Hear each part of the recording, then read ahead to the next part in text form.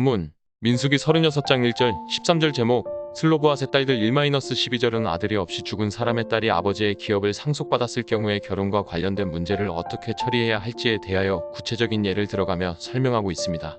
1-4절 요셉 자손의 종족 중 므낫세의 손자 마길의 아들 길르앗 자손 종족들의 수령들이 나아와 모세와 이스라엘 자손의 수령된 지휘관들 앞에 말하여 이르되 여호와께서 우리 주에게 명령하사 이스라엘 자손에게 제비 뽑아 그 기업의 땅을 주게 하셨고 여호와께서 또 우리 주에게 명령하사 우리 형제 슬로브앗의 기업을 그의 딸들에게 주게 하셨은즉 그들이 만일 이스라엘 자손의 다른 지파들의 남자들의 아내가 되면 그들의 기업은 우리 조상의 기업에서 떨어져 나가고 그들이 속할 그 지파의 기업에 첨가되리니 그러면 우리가 제비 뽑은 기업에서 떨어져 나갈 것이요 이스라엘 자손의 희년을 당하여 그 기업이 그가 속한 지파에 첨가될 것이라.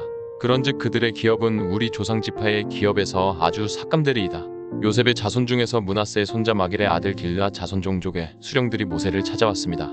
그것은 그들이 모세와 의논해야 할 문제가 있었기 때문입니다. 그 내용을 잠시 살펴보면 다음과 같습니다. 므낫세 자손 중에서 슬로브앗이라는 사람이 있었는데 이 사람이 아들이 없이 딸만 낳고 죽어버렸습니다.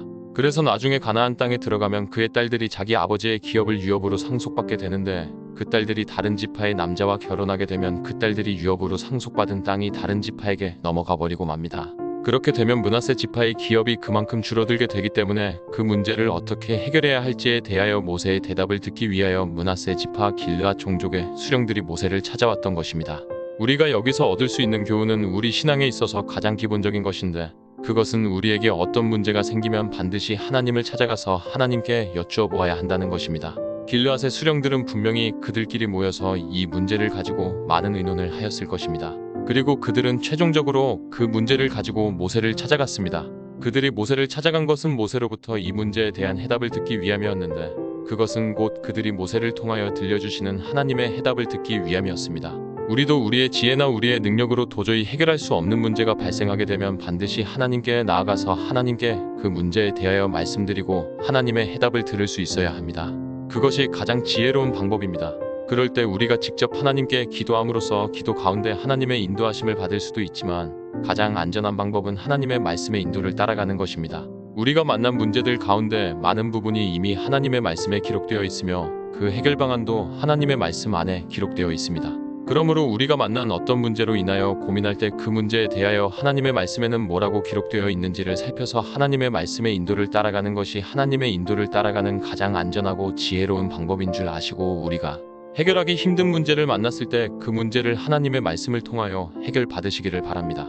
5-9절 모세가 여호와의 말씀으로 이스라엘 자손에게 명령하여 이르되 요셉 자손 지파의 말이 옳도다. 슬로브앗의 딸들에게 대한 여호와의 명령이 이러하니라. 이르시되 슬로브앗의 뜰들은 마음대로 시집가려니와 오직 그 조상 지파의 종족에게로만 시집갈지니 그리하면 이스라엘 자손의 기업이 이 지파에서 저 지파로 옮기지 않고 이스라엘 자손이 다 각기 조상 지파의 기업을 지킬 것이니라 하셨나니 이스라엘 자손의 지파 중 그 기업을 이은 딸들은 모두 자기 조상 지파의 종족 되는 사람의 아내가 될 것이라. 그리하면 이스라엘 자손이 각기 조상의 기업을 보전하게 되어 그 기업이 이 지파에서 저 지파로 옮기게 하지 아니하고 이스라엘 자손 지파가 각각 자기 기업을 지키리라. 므낫세의 자손 중 길르앗 종족의 수령들이 와서 여자 상속 문제를 가지고 모세에게 문의했을 때 모세는 그 문제를 가지고 하나님께 여쭈어 보았습니다. 하나님께서는 모세에게 그 문제를 어떻게 해결해야 할지를 말씀해 주셨으며 모세는 그 말씀을 이스라엘 자손들에게 그대로 전달해 주었습니다. 문제 제기는 므낫세 지파의 길르앗 종족 수령들이 했는데 모세는 하나님께로부터 받은 그 문제의 해결 방안을 모든 이스라엘 자손들에게 전달하였습니다. 왜냐하면 그 문제는 길르앗 종족들에게만 국한된 문제가 아니라 모든 이스라엘 자손들 전체에 해당되는 문제였기 때문입니다. 우리가 여기에서 얻을 수 있는 교훈은 크고 작은 모든 일들은 철저하게 하나님의 주권에 달려있다는 것입니다. 길르앗 종족의 수령들은 그들의 형제 슬로브앗이 아들이 없이 딸만 낳고 죽은 것을 우연이라고 생각했을 것입니다.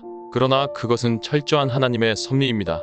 하나님께서는 슬로브앗처럼 아들이 없이 딸만 낳고 죽은 사람들의 기업을 어떻게 관리해야 할지에 대하여 가르치시기 위하여 슬로브앗에게 아들을 주시지 않으시고 딸만 허락해 주신 것입니다. 이와 같이 우리가 만나는 모든 일은 우연이 없으며 하나님께서 어떤 원대한 목적을 가지고 우리에게 허락해 주신 것입니다. 요셉이 형들의 손에 의하여 애굽의 노예로 팔려간 것이 우연이 아니라 요셉이 애굽의 총리가 되어서 수많은 사람들을 살려내도록 하시기 위한 하나님의 원대한 목적에 의하여 그렇게 된 것입니다. 다니엘에게 한 달 동안 다리오 왕 외에 다른 신이나 사람에게 구하면 사자 굴에 집어넣는다는 다리오 왕의 조서가 내린 것은 다니엘의 대적들을 제거하기 위한 목적과 하나님을 바사 나라 전체에 드러내심으로써 수많은 사람들에게 하나님을 알려주시기 위한 원대한 목적에 의하여 그렇게 된 것입니다. 이와 같이 우리가 살아가면서 만나게 되는 문제들도 우연히 우리에게 온 것은 단 하나도 없으며 우리는 알 수 없지만 하나님의 원대한 목적에 의하여 우리에게 온 것입니다. 그러므로 무슨 문제를 만나든지 그 문제만 가지고 씨름할 것이 아니라 그 문제를 가지고 하나님께 나아가시기를 바랍니다. 그리고 그 문제를 하나님께 말씀드리고 철저하게 하나님의 인도만 열심히 따라가시기를 바랍니다. 그럴 때 노예로 팔려간 요셉을 애굽의 총리 자리에 세워주시고 다니엘을 사자굴에서 건져내시고 다니엘을 바사 나라 전체에 드러내신 하나님께서 우리가 만난 문제를 해결해 주시고 하나님께서 그 문제를 통하여 이루시고자 하셨던 원대한 목적을 우리를 통하여 이루어 가실 것입니다. 우리가 무슨 문제든지 이런 식으로 문제를 대할 때 모든 것이 합력하여 선이 이루어지는 것을 경험하게 될 것입니다. 10-12절 슬로브앗의 딸들이 여호와께서 모세에게 명령하신 대로 행하니라. 슬로브앗의 딸 말라와 디르사와 호글라와 밀가와 노아가 다 그들의 숙부의 아들들의 아내가 되니라. 그들이 요셉의 아들 므낫세 자손의 종족 사람의 아내가 되었으므로 그들의 종족 지파에 그들의 기업이 남아 있었더라. 슬로브앗의 딸들은 하나님께서 모세를 통하여 주신 말씀대로 그들의 사촌들에게 시집을 갔습니다. 그렇게 함으로써 그들이 자기 아버지로부터 받은 기업이 다른 지파로 옮겨지는 문제는 깨끗하게 해결되었습니다. 그런데 여기에 슬로브앗의 딸들의 순종이 결정적인 역할을 하였습니다. 결혼은 지극히 개인적인 문제이기 때문에 누구나 자기가 사랑하는 사람과 결혼하고 싶어 합니다. 그런데 슬로브앗의 딸들은 자기가 속한 지파의 기업이 다른 지파에게 속하게 되는 문제를 방지하기 위하여 하나님께서 명하신 대로 그들이 속한 지파의 남자들과 결혼하였던 것입니다. 어떻게 보면 이것은 하나님의 명령에 순종하기 위하여 슬로브앗의 딸들이 자기를 희생한 것입니다.